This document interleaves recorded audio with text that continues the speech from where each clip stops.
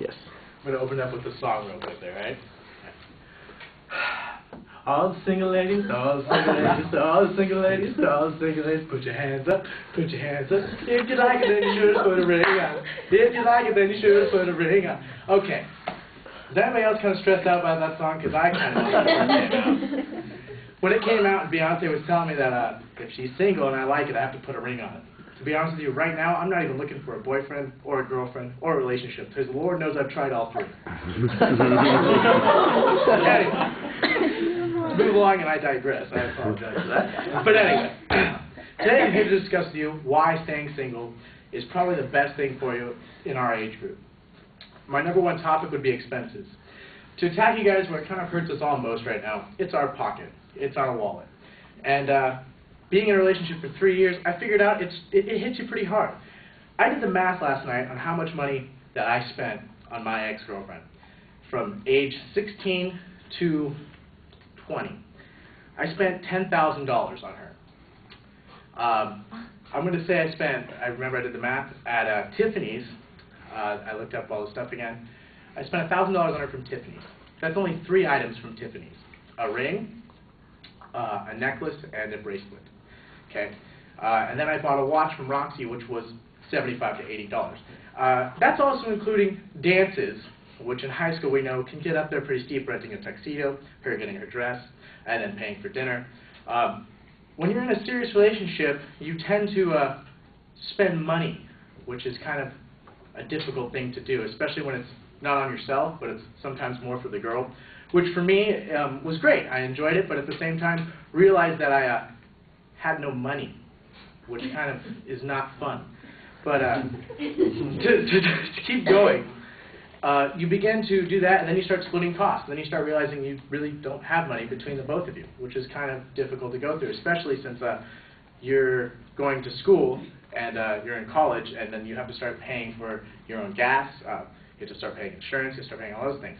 So in a relationship, you're spending a lot of time with that person, spending money on that person, and to continue on with the cost, the other thing that I realized was Valentine's Day.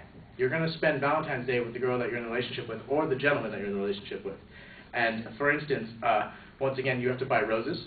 You're probably going to have to pay for dinner, and you're also going to have to buy them a gift, because if you don't, you're going to be in the doghouse. Once again, good reason to stay single during Valentine's Day. Just buy your mom some chocolates. It works out. It's cheaper. It's $5. Anyway, to continue on to the advances of relationships, you have Christmas, Valentine's Day, and birthdays to kind of sum that up. So birthdays, you have to buy them something specific, and Christmas, you have to buy them something specific. And if you're going to be kind of like a really good boyfriend or girlfriend, you're going to, buy gifts here and there for them to be kind and nice. But yeah, it's a lot of money to invest in, which leads me to the final nail in the coffin, which is for expenses, which is a wedding. And I looked up on wedding.com. The average cost of a wedding is $15,000 to $25,000. And then it also had a special area code you could punch in, and I punched in 92821, which is the area code I live in, and it said $24,000 to $40,000. I literally crapped my pants when I saw that, and I was not looking for a wedding at that point in time. I don't know about you guys, but I'm 21, and I can't even buy myself some fast food during the week. That's not even counting the honeymoon, because, honeymoons cost a little bit more. Maybe you can get your family to pay for them, but let's face it, what family wants to pay for you to go have a good time? Okay, moving on to my next point. Emotional maturity is something that is always fluctuating and changing from our age range. 17 to 20 years old, we just got through puberty. Now we're trying to actually make things work. And I looked at a study of Annika Manson, who was a wedding counselor. She did a big article on emotional maturity. She discusses how most male and females are extremely different on different levels. Some males can only relate to, they're younger still, and females are a lot older, and they are progressed a little bit more. And she had witnessed this during many counseling with many marriages she had dealt with. And with younger males, males don't progress as quickly as females do, which kind of sets us back and causes a lot of distress in the relationship. Once again, another reason to kind of stay single and keep learning who you are and what you like. And what I also looked at was you look at the maturity, and you figure out what you like about either an older woman or a younger woman, or an older man or a younger man. Most women like to date older men because older men are a little more mature. But at this age range, 21-year-old girl dating a 25-year-old guy kind of works, but at the same time, it's like what they want, and the guy is a little bit older, which means that he's going to be a bit more prepared for that relationship. Now, to keep going along those lines, for young couples, the divorce rate from the U.S. Bureau of Census, it is at 40 to 50% chance of people getting divorced from a specific age range. From 1992 to now, it's increased to 50 to 60%. That's the big threat of being a young couple who wants to get engaged and get into a wedding, because you're young and you're immature and you're having a hard time. But some people get through it, but the odds are not exactly in our favor. And then I found this from divorcerate.org. It actually breaks down the ages. From under 20 years old, 27% of women that are married get divorced, which I found this was interesting, but only 11% of the men get divorced.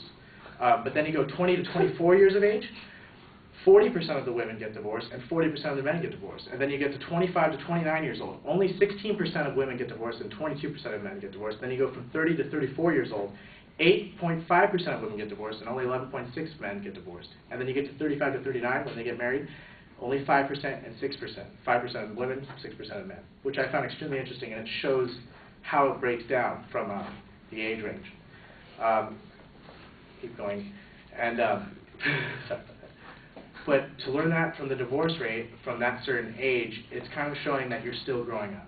So for me right now, from my personal opinion, not being in a relationship is kind of helping me go out, meet people, and to get to know different people. Because when I was in a relationship, you discover things about yourself. You discover insecurities. You stress about the relationship, which can hamper your schooling, which can hamper your life with your friends and your family. I also found that some people that get in relationships, from my friends that I've witnessed, when they're in a relationship, they're just focused on that one person, which is kind of hard to deal with, because then you kind of lose that person. And to me, that scared me. And I was so afraid of losing all my friends, and that was something that hit me hard. Another big thing of being in a serious relationship is you've got to meet the parents, which never goes over well for me for most of the time, in my personal experience. It takes them a while to warm up to me, but when they do, it was all right. But then when it ends, then you feel like you're hated by everybody in the world. But anyway, the other thing that I go into is the fact that when you're in a relationship, most people, the other thing that people have been talking about is the physicalities. When people get into physicalities in a relationship, it also affects your finances. People can make mistakes and sometimes get pregnant, and then they're forced into a situation in some relationships, serious relationships, because people who are in serious relationships tend to be more involved with one another, which can lead to other things, and once again can affect your wallet and affect your entire life completely. With my final statement, staying single is the way to be right now, because right now, none of us know where we're going. Most of us are trying to make plans for the future, and we're just trying to become ourselves.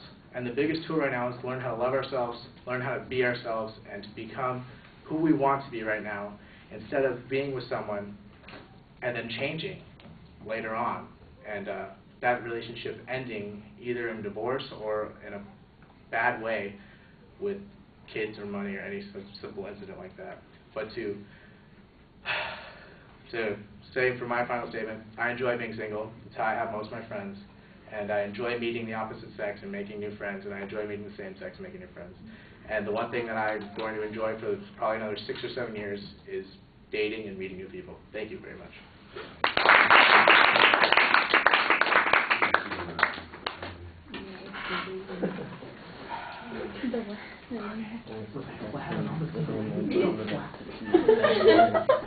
Rachel, what did you think? Well, I think the song was very effective. It was the right song for the topic. And I think you did it well. You know, you sang the part and you went with the whole thing. You do it halfway, which I thought was good. Obviously, I don't agree with you since I'm getting married young.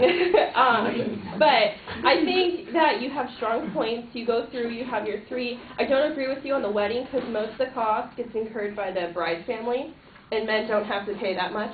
And I really recommend you finding a woman that's not high maintenance and doesn't require gifts a lot. But overall, your voice projection was good. The tone was good, the variety. You had different facial expressions. You weren't bouncing all over the place. Your use of time was good. You gave own examples from your past relationship. And you stay strong with what you're saying. You don't ever go back like, oh, this was good about the relationship.